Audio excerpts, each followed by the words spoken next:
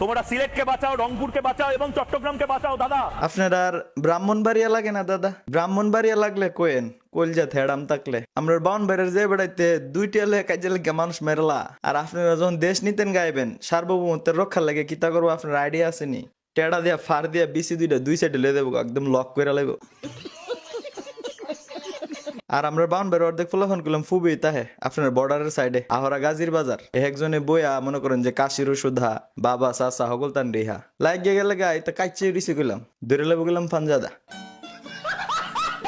মৌলবাদীরা তিরিং বিরিং পুরুং পুরিং করে লাফালাফি করছে। এই যে এই দাদা হইলো আরেক নিউজ মারানির ফুত, মানে সারা দিন ওই মুহূর্তে যেটা এই দুই নিউজ পড়তেই তাহে। তো দাদা আপনি নিউজ পড়ার স্টাইল এমন কি লিখা? আপনি কি আগের জন্মে সুলকানির মলম বিক্রেতা ছিলেন?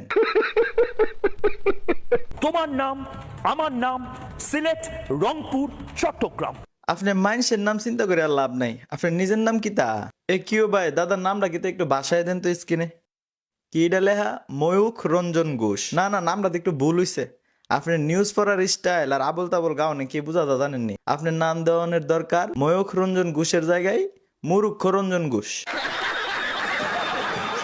রংপুর চট্টগ্রাম সিলেট এই সমস্ত জায়গা হয়তো আবার হিন্দু ভূমি হতে পারে। এসব আজেরা ফেসাল ফাইরা মুসলমান আর হিন্দুরার মধ্যে একটা সাম্প্রদায়িক অবস্থা সৃষ্টি করার লাগিয়া এই আপনার মতন মুরুক্ষ রঞ্জন ঘোষই একদম পারফেক্ট লোক। আর নাহলে বাংলাদেশে এমন কুস্তা না। আর আপনি হেমদা যেভাবে নিউজ করা শুরু করছেন দাদা, মনে হইতেছে বাংলাদেশে কেমত লেগে গেছে গা। আরে কি একটা আলামত। ফাজিল তোর কপালে জুতার বাড়ি হারামি। বাংলাদেশেরও একটা চিকেন স্নেক আছে, অর্থাৎ একটা মুরগির গলার মতন একটা অঞ্চল আছে যেটা যদি মোট করে ভেঙে দেওয়া হয় বা ভারতীয় সেনা নেমে পড়ে। জি, ভারতীয় সেনারা বাংলাদেশের চিকেন স্ন্যাক ভাঙ্গা দিব। আপনার মতন আবুল তো হেরা মানে ফরালেয়া কইরা সেনা হইছে না, ওই আপনার মতন ওই মলম বিচ্ছা সেনা হইছে। আপনি সাংবাদিক নামে সাংঘাতিক মিয়া।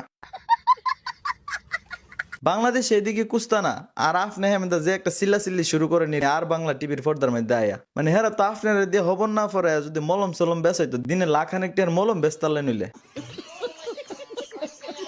যদি বাংলাদেশের এই মুহূর্তে কোনো মৌলবাদী জবাব চায় বাংলা দেখেন, একদম চোখ বন্ধ করে নিন, চোখ বন্ধ করুন, একদম চোখ বন্ধ করুন। ওই দেন তার কথা কর লক্ষণ দেখেন। মানে ভারতের মানুষের প্রতি তো বা ভারতের প্রতি তো আমরা কোনো বিদ্বেষ নাই। আমার পার্সোনাল বিদ্বেষ হইল এই যে মুরুক্ষ রঞ্জন ঘোষের প্রতি। মানে কথার লক্ষণ দেখছেন নি? ভারতের কাছে আকুল আবেদন, ওনার একটু আপনার একটু আগরতলার সাইড দিয়ে বাংলাদেশে ঢোয়াই দেন না, ব্রাহ্মণবাড়িয়ার দিকে 2-3টা টেড়া একখানো কইরা আমরা বাউনবাড়িয়া বেড়াতে পিছনে গুজ্জা দিল হইলে যাতে কথা না বাইর। ফেনী যদি দখল হয়ে যায় চট্টগ্রাম কিন্তু স্বাধীন হয়ে যেতে পারে। ওইও তার কথা শুনেন, ফেনী দখল করে লেব ভারতের সরকার তারে কইছে। এমন একটা ভাব লইতেছে যেমন মোদির পরিবারের লগে তার সোয়ালের নাস্তা করে আর হাইনজালা বাথা। আপনার লাগে একটা ভালো উপদেশ দাদা, নিউজ টিউজ বাদ দিয়া আপনি এক কাজ করেন, আমরা বাউনবাড়িয়া আয়েন, আপনার স্টেশনে একটা মলম বেচার জায়গা করে দিব।